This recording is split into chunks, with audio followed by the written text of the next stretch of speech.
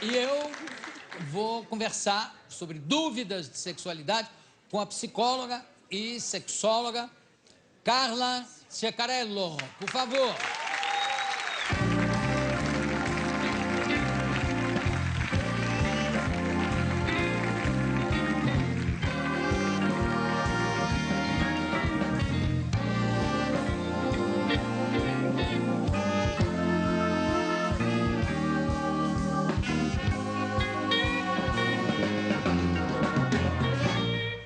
Carla Ceccarello, como é que você se interessou pelo assunto? Fala bem no meu ouvido que tem um padre ouvindo. Eu já percebi. Fala, Bem, eu me interessei quando eu ainda estava na faculdade. Eu estava no 4º ano da faculdade, eu tive uma aula, né? E um professor estava falando sobre técnicas comportamentais no tratamento dos pacientes com disfunções sexuais. E eu achei interessante aquela aula, fui conversar com ele.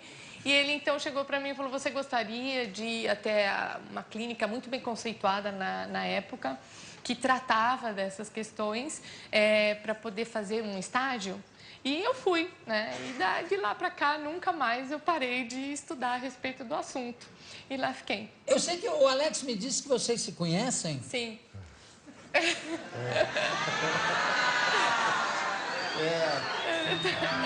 Da onde? Ela, na verdade, eu conheço ela através da minha enteada. Da sua... Da minha enteada. Ela, a irmã dela é amiga da minha enteada. Sei, e daí? E a gente vai num lugar dançar e ela vai também lá. Eu fui algumas vezes. O meu irmão conversa. gosta muito de dançar salsa. E aí, algumas vezes, ele comemorou o aniversário nesse lugar. E eu fui e o Alex estava lá. E o Alex dança salsa? Não. Dança um pouquinho. Dança? Dança um pouquinho, dança sim. É uma informação que é sempre bom a gente ter. Tá Salsa. vendo? Quem mandou você falar? Alex, tá ótimo. Você é casada? Eu sou casada. O seu marido faz o quê? O meu marido... Além de fazer sexo, lógico, claro. Não, meu marido é engenheiro de formação, mas ele trabalha na área de construção e também tem empresa de distribuição de óleo combustível. Nada a ver, né? Não, mas é bom assim, né? É melhor, né? Porque senão era muito tempo falando do mesmo assunto, né? Se bem que o seu assunto nunca é inesgotável, é verdade, né? É verdade. Mas engraçado como você tem uma semelhança muito grande com a atriz Emma Thompson. Já falaram isso pra você, não? Não, já falaram. Muitas pessoas, inclusive, já até se confundiram comigo, dizendo que eu pareço a Viviane Senna. Parece. Mas Muita eu gente fico já mais falou com a isso pra Emma mim. Thompson, que foi mesmo? casada com Kenneth Branagh, que é uma atriz espetacular, aliás. E você você dá palestras também sobre o assunto? Faço. Eu dou muitas palestras a respeito desse assunto e também coordeno um ambulatório aqui em São Paulo que trata de pessoas com esse tipo de disfunção, com várias disfunções, desculpa, na área da sexualidade, tenho consultório. Eu desenvolvo um trabalho bastante amplo aí dentro dessa área da sexualidade, desenvolvendo pesquisas também sobre o assunto. Agora, que tipo de crítica você faz ao comportamento masculino? Olha, Jô, crítica não é bem assim, mas são observações, né? Por exemplo? Principalmente agora, né? Eu acabei de coordenar uma pesquisa, uma pesquisa sobre a saúde e a sexualidade masculina. Essa pesquisa recebeu o apoio da Sociedade Brasileira de Urologia e também dos laboratórios Bayer, né? Schering Pharma. E lá nós fizemos uma pesquisa com 3.026 homens em 5 capitais. E nós conseguimos, assim, observar coisas muito interessantes. Por exemplo, que os homens têm mudado a sua postura, o seu comportamento perante o sexo. Então, o que a gente viu? Que eles hoje priorizam a qualidade das relações sexuais, priorizam a satisfação da parceira e a própria satisfação. Coisa que, em pesquisas anteriores, a gente já não via isso, né? Via o quê? O homem, por exemplo, antes ele estava muito mais preocupado com a sua ereção, de ter uma ereção vigorosa, né? Preocupado com quantidade de parceiras, preocupado com tempo de relação. Então, essa visão que hoje ele tem, né, de se preocupar mais com a parceira no momento do sexo, isso é uma coisa muito diferente. E é muito bem explicável, porque com o surgimento aí dos medicamentos para disfunção erétil, o homem ele teve que rever o seu comportamento. né? E por quê? Porque a mulher ela passou também a exigir um pouco mais desse homem do ponto de vista sexual, ela já não aceita mais qualquer tipo de carícia, qualquer coisa que ele apresente na hora do sexo. Esse homem também ficou mais preparado para o sexo e aquela mulher que se escondia atrás desse homem, ela também teve que rever os seus comportamentos, a sua posição. Então, muita coisa mudou e isso foi ótimo, porque o sexo passou a ter mais qualidade, né? E aumentou, por exemplo, a frequência das preliminares antes do sexo? Tem melhorado bastante. Ainda tem muita gente que deixa a desejar, né? Então, é importante... Como assim, que a carícia ainda é muito ruim, né? A preliminar é muito ruim, é aquela coisa muito rapidinha, né? E, na verdade, há necessidade de uma preliminar. Isso não é frescura de mulher, a maioria, eu não sei, a maioria não acha que as preliminares são até mais satisfatórias do que o orgasmo em si, quer dizer, que leva ao orgasmo. Não é muito mais prazeroso o sexo com as preliminares? Ou tem homem que acha, não, eu quero chegar lá, pá, pum, pá, pronto, tchau. Então, claro, há homens que pensam assim, mas sem dúvida que o sexo, quando ele tem preliminar, né, uma preliminar assim muito bem elaborada, sem dúvida que é muito melhor. Esse orgasmo passa a ser uma consequência de tudo isso, né? Sim, a relação dura mais, o homem ele fica menos ansioso, a mulher fica mais preparada, porque as preliminares, elas são importantes para que uma mulher possa se preparar para receber o pênis. Né? Então, veja, o útero, ele sofre uma elevação, a vagina se alonga, né? E isso ela se alonga, né? Dentro. É como se o útero, ele ao se elevar... para dentro. Exatamente. O útero, ao se elevar, ele puxa esse canal vaginal. Opa! Então esse canal que tinha inicialmente 7, 8 centímetros, ele passa para quase o dobro do tamanho dele. O que é muito importante, mas o pênis não corresponde a esse aumento, né? Quer dizer, não aumenta na mesma proporção, né? Oba, tem mais, abriu mais lá em cima. Não. Aí, realmente, se ele tem um pênis maior do que o tamanho desse canal vaginal, vai ficar um tantinho para fora, não tem jeito. Não adianta ele querer colocar tudo lá, porque não vai. Não tem jeito. E esse alongamento eu achei muito interessante. Mas a natureza é muito perfeita. Nós, mulheres, não sabemos com quem a gente vai se relacionar na vida. A gente não sabe quantos parceiros nós vamos ter na vida. Tem mulheres que não sabem nem com quem vai se relacionar à noite, imagina, durante a vida. Né? Então, quer dizer, o corpo, ele tinha que dar jeito, né, de receber qualquer tamanho de pênis. Então, a natureza é bárbara, né? É engraçado que no Kama Sutra tem, inclusive, posições, né, usando bichos, né, como analogia, a relação entre coelho e elefanta e vice-versa, né? Quer dizer, quando há um pênis grande em relação a uma vagina pequena, e aí muda a posição para facilitar, quer dizer... Tá no Kama Sutra. É que o Kama Sutra, né, assim, o Kama Sutra, ele oferece, né, posições que realmente são muito complicadas, né? Então, não é qualquer um que consegue fazer aquilo, né? São malabaristas. Não dá, malabarista. Né? Exatamente. Então, é melhor, né, seguir aquilo que é possível, que o casal acha que é desejável para a relação, e tá ótimo, né? No Kama Sutra tem uma posição que são os dois de costas. Como faz, ele precisa, né, dar uma volta né, se for o caso. Né, precisa ser de círculo para isso, né? É muito difícil, eu acho que, assim, muitos jovens, principalmente, acabam recorrendo ao Kama Sutra para poder ver como é, o que pode fazer, tentar se inteirar um pouquinho mais do assunto e aí oferecer uma performance genial na hora do sexo. Mas a gente sabe que não é bem assim, né? Agora, e no feminino, as mulheres? Tem mulheres que têm uma rotina sexual não tão excitante ou desejável? Tem. A gente sabe que uma boa parte das mulheres brasileiras hoje em dia não tem vontade para o sexo e uma outra parte muito significativa nunca chegaram ao orgasmo ou já até tiveram um orgasmo e por algum motivo deixaram de ter. né?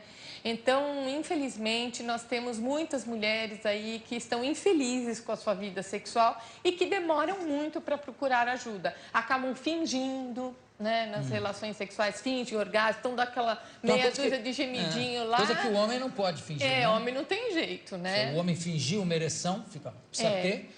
Realmente tem uma imaginação de Júlio Verne, né? Um poder de convencimento.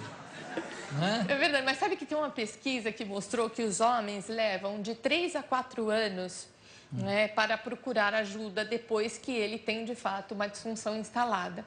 Então, mesmo assim, os homens ainda convivem um bom tempo... Instalada? Ou seja, ele tem uma... Eu gosto um termo muito que a gente ótimo. utiliza, mas assim, ele tem uma falha de ereção. Daqui a pouco ele tem uma outra, mas ele fica achando que isso é consequência do dia, do estresse e assim por diante. E ele então vai levando a coisa. Quando ele começa a perceber que em todas as relações sexuais ele está tendo esta falha na ereção, aí a coisa já começa a ficar preocupante, muitas vezes ele se isola, ele não troca mais nenhum tipo de palavras com a parceira, ou então acaba ficando muito irritado, muito nervoso. Enfim, a pesquisa mostrou que eles acabam levando até mesmo de 3 a 4 anos para poder chegar num consultório médico e pedir ajuda. Desculpa. Perdão, não, desculpa eu. Mas essa mesma pesquisa que eu acabei de entregar, né? Essa pesquisa mostrou que os homens, por incrível que pareça, apesar de terem algum tipo de dificuldade sexual ou dúvida sobre a questão do sexo, eles não vão procurar o consultório médico logo de cara. Eles conversam com um amigo, eles vão buscar ajuda através de informações da internet, em jornais, revistas. Pai de santo. Pai de santo, tentam de tudo. Tem pai de santo que dá uma baforada de charuto em cima do órgão. Levanta aí, vai. Não, a pessoa fica enlouquecida, né? E o negócio que você, se não me engano, você chama atenção para a mulher que só quer transar com a luz apagada. Tem bastante, viu, Jô? Tem porque a mulher também ela é muito preocupada com aquilo que o homem vai falar dela, né? Então, se ela tá gordinha, se ela tá com estria, se ela tá com celulite, ou então que ele vai ficar avaliando como é que ela está se comportando, e às vezes ela é um pouco tímida, inibida. Mas tem também uma fixação assim feminina que é o negócio da celulite, não é? Porque que é uma toda mulher acha né? que tem, não, mas não tem, é. A maioria tem. Mas não é toda a celulite que chama a atenção do homem. Não é só aquela celulite mesmo, que é um acolchoado, tipo capitonê Tem até uma foto, aquele capitonê de almofada, né? Porque a celulite que a pessoa tem que fazer assim para aparecer... Olha, tá vendo como eu tenho celulite, irmão? Aí até caveira tem, né? Até esqueleto. Agora, só para o homem, só começa a incomodar quando... Esse é o capitonê. Estilo capitonê. Aí é que o homem percebe, diz, ela tem um pouco de celulite. Mas para a mulher, uma coisinha mínima. Já é uma coisa enorme, né? E o homem, muitas vezes, ele não está realmente reparando nisso. Não. Se ele tem uma parceira que ela é participativa sexualmente, é uma mulher, vamos dizer, fogosa, interessada naquela situação, ele está pouco ligando se ela tem estria, se ela tem celulite e tudo mais. Agora, vai falar isso para uma mulher, né? Assim, entra por aqui, sai por aqui, porque ela não absorve essa informação. Eu acho também que tem uma responsabilidade nos amigos gays da mulher, né? Porque o gay separa, nota muito mais esse tipo de coisa no corpo feminino, né? Do que o próprio heterossexual, né? Não vou falar homem, porque os dois são homens, né? Só que um tem outra preferência, outro estilo de preferência sexual. Mas, falando em estilo de preferência sexual, tem na internet um vídeo seu dando uma aula de quê, exatamente? De sexo anal. Não era para ser propriamente uma aula, né? Mas, enfim, acabou sendo e repercutiu muito isso na internet, muito mesmo, né? É um vídeo que teve mais de 3 milhões de acessos, sem eu fazer força que existe no assunto, sexo né?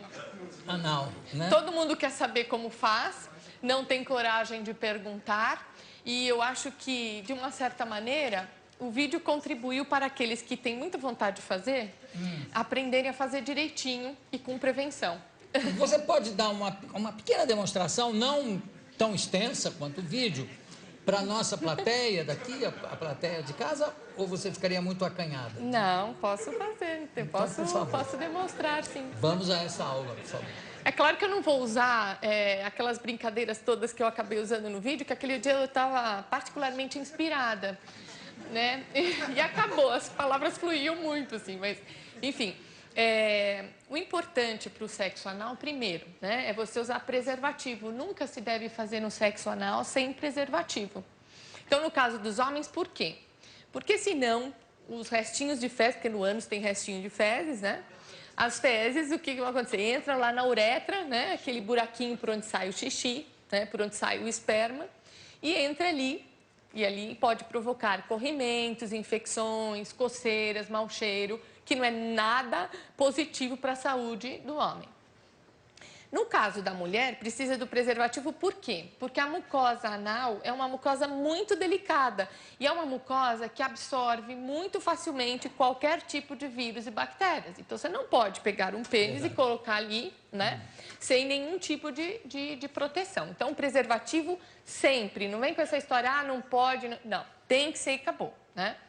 O ânus é uma região que não tem lubrificação própria como a vagina, portanto, precisa ser muito bem lubrificado. Então, tem aí géis no mercado que são vendidos à base de água, que podem perfeitamente ser colocados, né, utilizados ali no ânus. Então, tem que lambuzar bastante o ânus mesmo, né? É isso aí, né? E, por exemplo, o preservativo tá lá no pênis, passa mais um pouquinho lá também, né? Para deslizar muito facilmente, para não doer, né? E tem gente que é tão fanático pelo ânus, né? que se dá ao trabalho de... Isso virou uma cirurgia, praticamente, né? Você tem que fazer isso, bota aquilo, passa não sei o quê, passa mais e tal. Aí, na hora, diz assim, já não estou mais com vontade, já estou cansado. Mas já que tem tanta vontade assim, tem que passar por esses passos. Não Tá tem certo, jeito, né, tá Ju? certo. Porque ânus não foi feito para entrar, foi feito para sair, não é? Não é verdade? Então, você tem que tomar suas providências, não tem jeito. Claro, claro. Enfim, desculpe, mas ainda preciso dar uma outra Por favor, recomendação, né? por favor. Então, o ânus, quando se encosta nele, ele sofre uma contração, certo. né? Opa! Que eu brinquei muito nesse vídeo e falei que era um susto. Ai, que susto, né? É como se o ânus levasse um susto. Tá, a plateia, os homens todos, as mulheres, todo mundo na plateia assim, opa! Você deve ter assistido aqui. Então, ele contrai. Então, tem que ficar lá encostadinho, esperar ele relaxar. Aí sim é o momento de fazer a penetração. Não pode penetrar com o ânus contraído, porque Quer dizer, vai provocar pega dor. ele de surpresa, né? Costa aí, ele relaxa, ai, tá tão boa a vida. É isso? É mais ou menos por aí. Ela mesmo fala e morre de rir. Porque você é muito engraçado. Mas é isso. Muito obrigado. Muito obrigado. Mas é isso mesmo, Jô. Tem que pegar desprevenido, sei lá, dá um jeito aí. Mas ele tem que ficar relaxado para poder fazer a penetração. E nunca deve se iniciar esta prática pelo pênis. Deve-se iniciar essa prática pelo dedo, para que o parceiro ou a parceira possa ir se acostumando um pouco mais, né, com essa penetração. Vai indo devagar. Opa, tem alguma coisa... Você tem que sempre pensar assim, se fosse no meu... Se fosse no... né? Como é que eu gostaria que fosse? Com muito amor e carinho. Tem então... 48 horas para tirar esse dedo daí. É isso mesmo. Quer dizer, tem toda uma mão de obra que... Tem. Claro. Não, eu acho que numa relação homossexual tem que haver mesmo, né? Essa prática, não tem problema nenhum. Mas uma relação heterossexual, tem pessoas, tanto homens quanto mulheres, que preferem o sexo anal? Tem muitas mulheres, por exemplo, que fazem assim, eu quero me manter virgem, não sei aonde, né? Mas tudo bem, eu quero me manter virgem, então eu tenho relação anal, inicio minha vida sexual com uma relação anal e vou tendo até eu me casar, me caso virgem, só na vagina e não sei lá onde mais, né? Na orelha, só se for. E aí, então, eu me casei virgem. Na cabeça dela, ela é virgem. Isso eu acho que é uma condição comum. muito comum. latina, vamos dizer, né? Muito brasileira e tal. Não, casou virgem. Sim. Porque não teve uma relação vaginal. Vaginal, porque relação sexual teve. O Relação resto, é uma troca, né? o chamado ano já foi-se embora há muito Faz tempo. tempo, né? Faz tempo, A claro. partir daí o ânus passa até assim, a estranhar, dizer, ué, não tem mais nada. E tem que então, como é que você falou? Tem que cuidar como se fosse o seu. É isso? Sem dúvida, porque se fosse no seu, você não ia querer, né? De uma forma muito bruta, né? Sendo feito sem uma proteção. Então, você tem que pensar que no outro é a mesma coisa, Pegar né? de surpresa. É como a história do baiano que foi comer um acarajé, que o Bira me contou, que foi comer um acarajé e o vendedor perguntou para ele, maninho, meu rei, quer pimenta no acarajé? Aí o outro falou, bote, mas bote como se o cu fosse seu. Ou seja, com todo cuidado. Olha, eu conversei com essa simpatia. Quando o assunto é esse, fica todo mundo ligado. Adorei você. Muito obrigada, João. Muito obrigada. Eu Parabéns também. Muito obrigada. Foi um pela prazer. simpatia, pela competência com que você trata esse assunto e com Muito a obrigada. tranquilidade, naturalidade, aliás, como qualquer assunto ligado a sexo deve ser tratado. É verdade. Parabéns, Muito obrigada. Carla Ceccarello. Muito obrigada.